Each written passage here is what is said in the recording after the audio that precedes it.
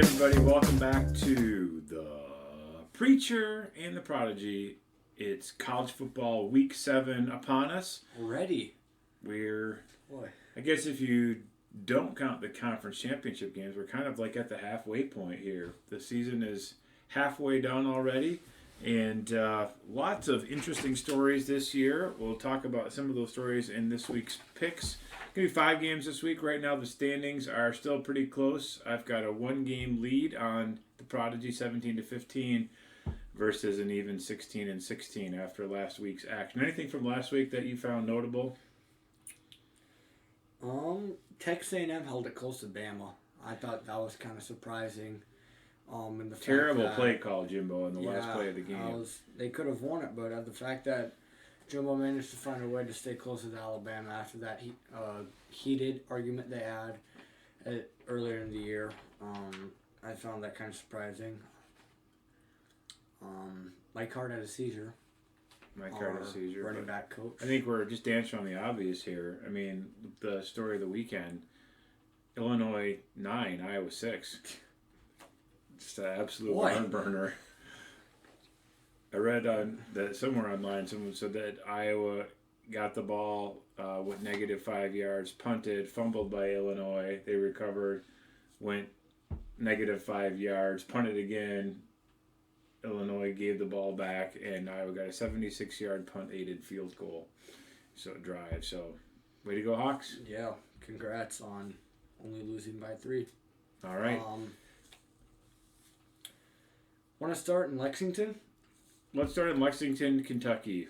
We go to Lexington, where the visiting 16th ranked 5-1, maybe Mississippi State Bulldogs are going to be headed to Kentucky to face Will Levis and the Wildcats. The line on this game is Mississippi State by 4, so a home dog for Kentucky.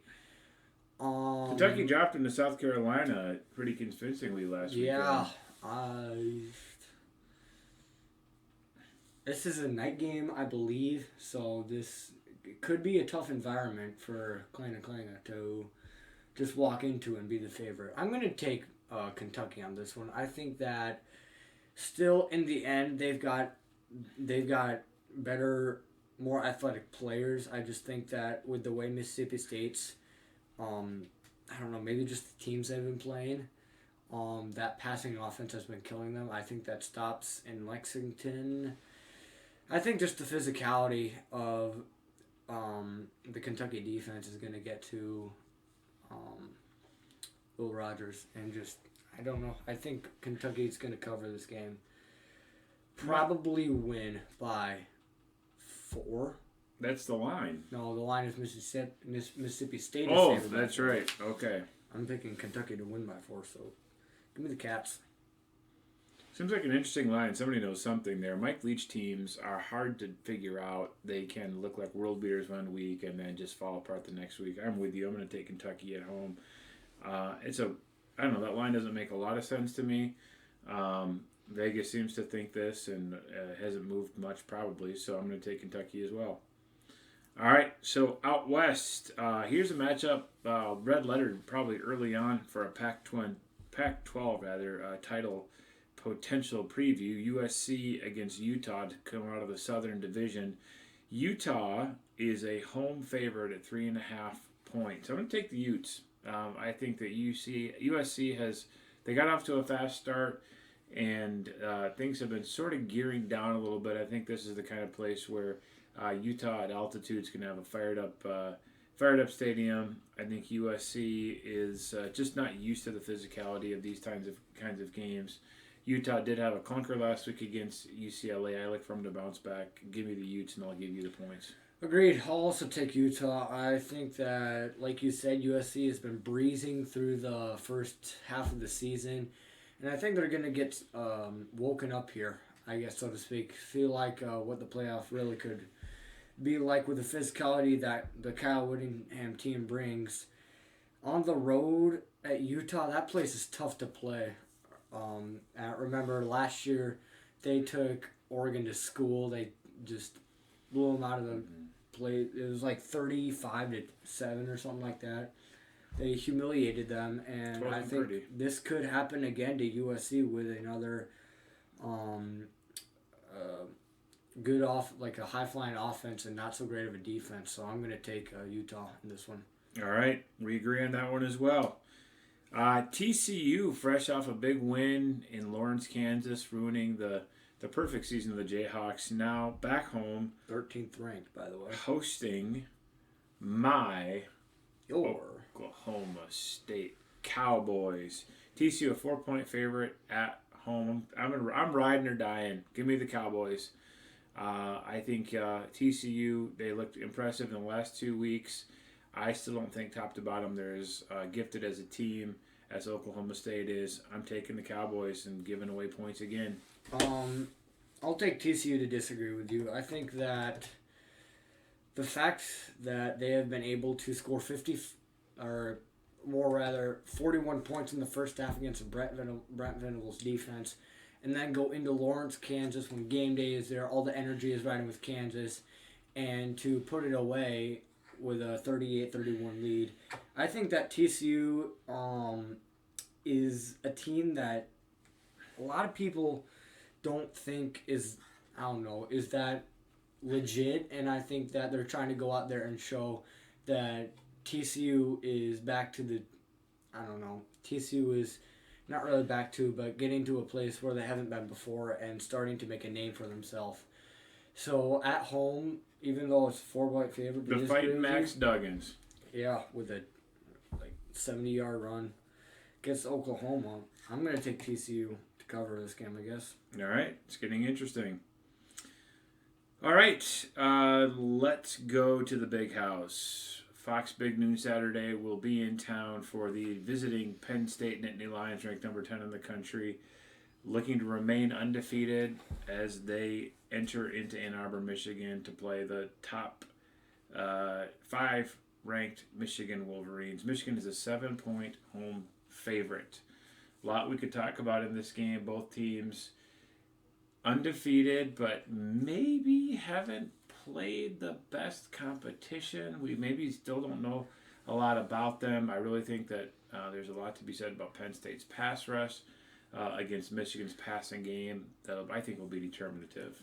Yeah, I watched The Bear made a video on ESPN, said that Penn State's schedule difficulty is ranked 90th and Michigan's ranked 95th. So neither of these teams have really been tested through the first half, and I think this is going to be a benchmark for where both of these teams are going to start heading with the way this game could go. Give me Penn State to cover and Michigan to win. I think that with Michigan struggling in the first half against Indiana, probably could have been an excuse with Mike Hart getting, heading to the hospital. And then they took it out there on Indiana in the first half. But I think Michigan isn't quite going to be ready for Penn State. I think Penn State gets going early, and then as the game goes on, I think Michigan is going to eventually find a way on the shoulders of J.J. McCarthy, and they're going to find a way to squeak this one out at home. So give me Penn State.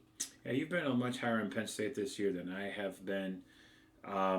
Just taking a look at some of the advanced modeling and some of the computers, they disagree with Vegas. They think Vegas is too low. They like Michigan at plus 12, plus 13, or minus rather, Michigan to win by 12 or 13. And I'm with them. I just am not a believer yet in Penn State. I think Michigan is going to really do their part against the rushing offense. I'm a little concerned for Sean Clifford's escapability, but he's just not the runner out of the pocket this year that he has been in the past. And I think Michigan wears Penn State down in the third quarter with Blake Corum. Sean Clifford hopefully feels the pressure of Michigan Stadium. I like Michigan to win this game 27-17, so I'm taking the Wolverines. I'm feeling like a 23-13 win in the end. Penn State is going to, or Michigan. 23-13, well then. Or 23-19, my bad. Okay. 23-19. I think that in the end, Michigan is going to get by with, hardly ever say this, but a disagreeing call that goes for Michigan's favor. It doesn't often happen. But I think that Michigan is going to get a break, and it could be like on a 3rd down and 9 and they get stuffed. And then there's a hands in the face on Penn State. It's just automatic 1st down, and then that ends up being the win for Michigan. So give me Penn State to cover. All right. We disagree on 3 of the 4. Let's go to our final game of the week nationally. Alabama, now ranked number 3 in the country, traveling to Knoxville, home of WLIL country, and the stunning 6th-ranked Tennessee Volunteers, who just absolutely took apart LSU last week. I was wrong about that one big time. LSU may not be very good, or Tennessee's offense is exceptional, or both.